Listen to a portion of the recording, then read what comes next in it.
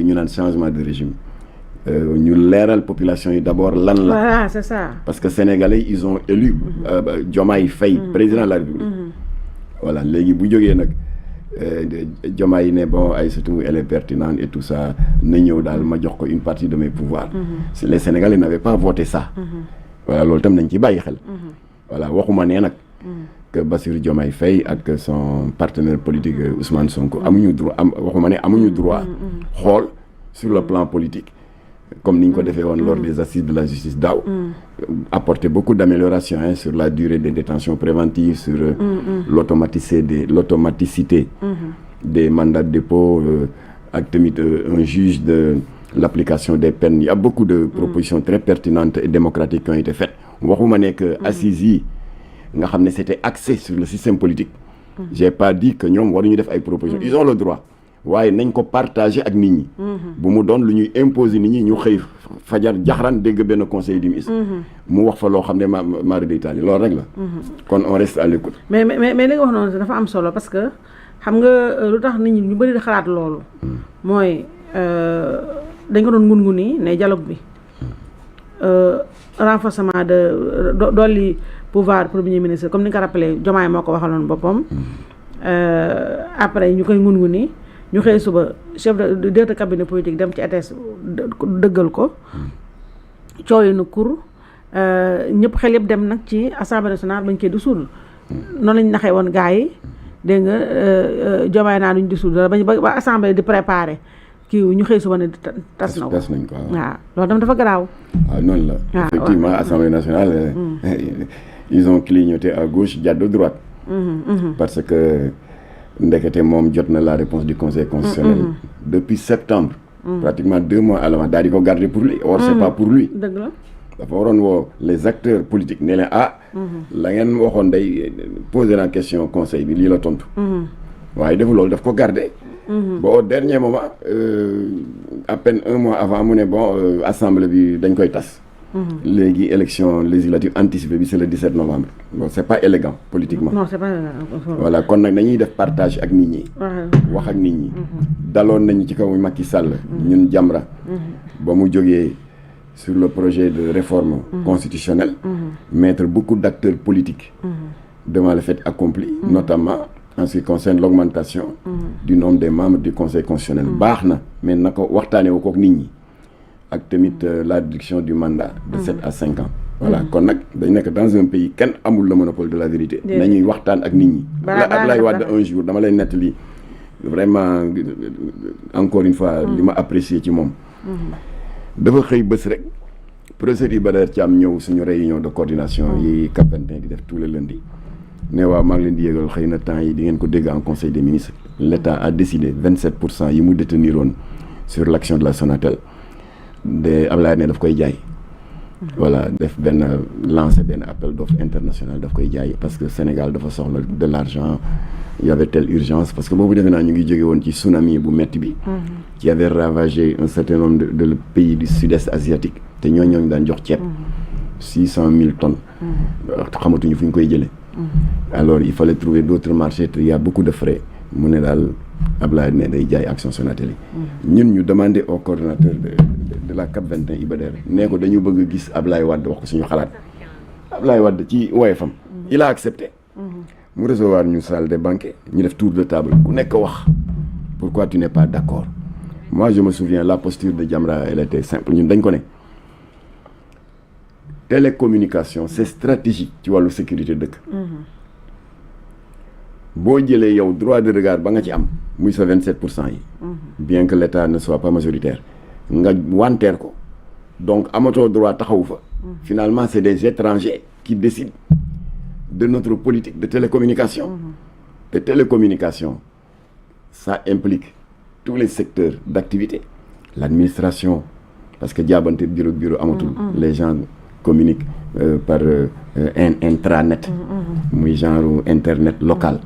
l'armée. ak tamit recherche yi ñuy def au niveau spatial te xëy na état bi si walugu ko. loolu yëpp télécommunication la. la téléphonie mobile et cetera donc si l'État vend ça à des étrangers.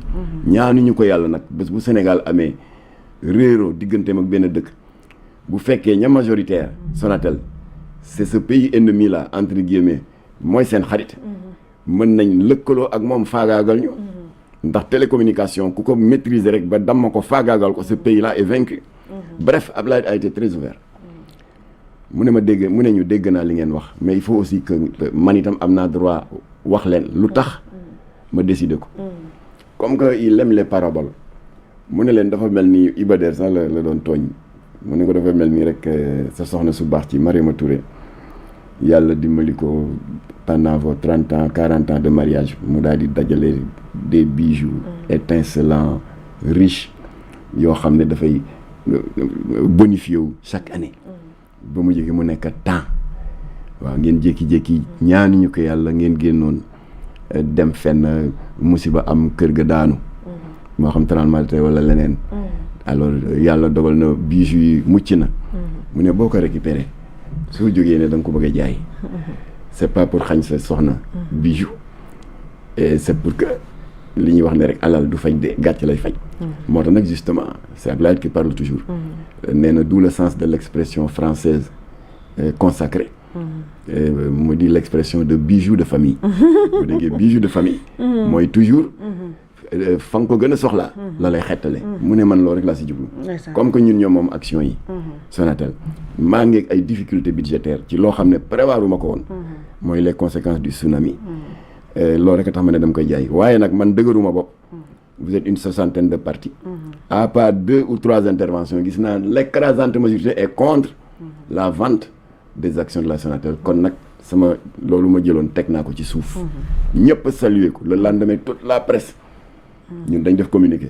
qui a été ventilé et repris par toute la presse ñu ne Ablaye a renoncé à la vente des 27% que l'État détient à la Sonatel après concertation avec ses alliés loolu dafa rafet dafa noble voilà kon nag ñoom Sonko ak Diomaye ñu ngi leen di encourager ci amélioration yi ñu bëgg a def ci suñu système politique waaye ngal la waay day leen di waxtaan nit ñi bu fekkee da ngeen bëgg a laal lu sensible loo xam ne Pastef moomu ko APR moomu ko keneen moomu ko patrimoine national la alors day leen ci waxtaan ni da leen échange parce que boo leen échanger gis nga Ablaye Wade li mu def jariñ na ko parce que moom la ubbee discours am sax dafa ne mennam xel doyul kon je suis ouvert à vos suggestions à vos critiques jariñ na ko parce que naroon def loo xam ne xëy na doon nañu gën a fragiliser tey waaye il a renoncé et il a trouvé d'autres ressources budgétaires additionnelles régler li mu doon bëgg a régler waaye nag